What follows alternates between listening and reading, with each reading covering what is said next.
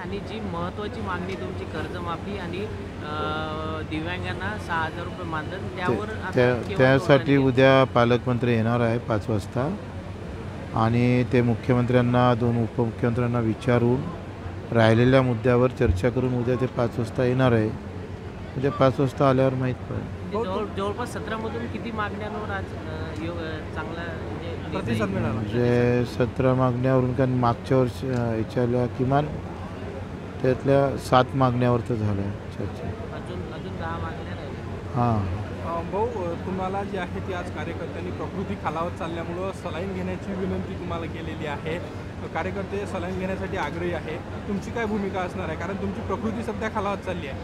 लघवीच्या रिपोर्टमध्ये काही किटाणू आलेले आहे आणि त्याच्यामुळं किडनीवर किंवा लिव्हरवर प्रॉब्लेम होऊ शकतं असं त्यांनी म्हटले डॉक्टरांनी. माजी पालकमंत्री सुनील देशमुखांनी पण आवाहन केलं. सगळ्या कार्यकर्त्यांनाही सांगितलं की तुम्ही सलाईन घ्या. आमचे हे 50 लोकांची त्यांनी लघवीच तपासली नाही, माझी एकट्याचीच तपासली.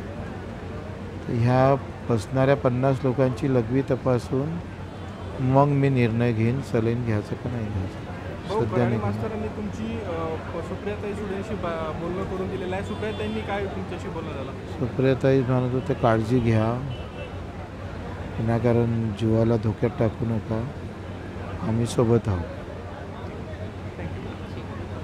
भाऊ, 5 मंत्र्यांसोबत जे आहे ते तुमची व्हिडिओ कॉन्फरन्सिंगद्वारे चर्चा झालेली आहे. काय नेमकी चर्चा झाली? समाधानकारक चर्चा झाली काय सांगाल? काही 4 मंत्र्यांसोबत व्यवस्थित चर्चा झाली.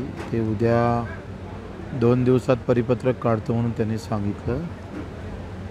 फार मोठे नव्हते, ग्रामपंचायत कर्मचाऱ्याचा विषय होता.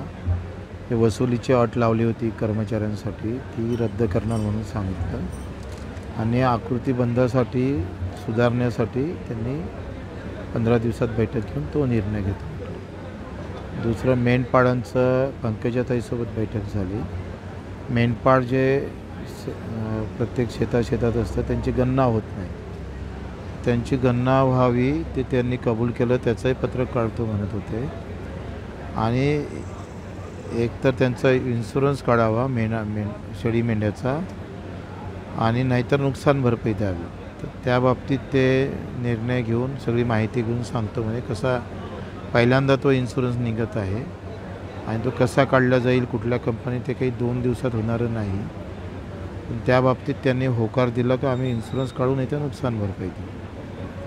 दुसरं महत्त्वाचं मेंढपाळचं राहिलं चराईचं, तर ते गणेश नाईकसोबत बैठक होणार आहे. 2 मंत्री झाले आणि भरत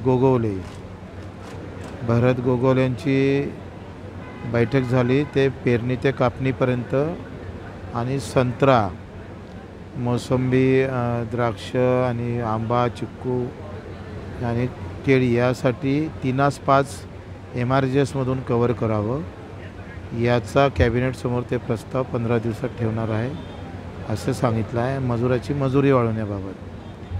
तर या सगळ्या विषयावर चर्चा झालेली आहे. मला मान्य आहे का पेरणी ते कापणी हा विषय विद्यापीठाकडून माहिती घेऊन सगळं न्यावं लागेल.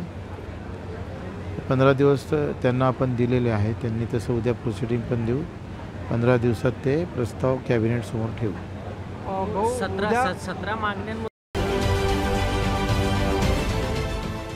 देश विदेशातील प्रत्येक घडामोडींचे लाईव्ह अपडेट मिळवण्यासाठी आता साम टीव्हीच्या सर्व सोशल मीडिया प्लॅटफॉर्मला लाईक, फॉलो आणि सबस्क्राईब करा.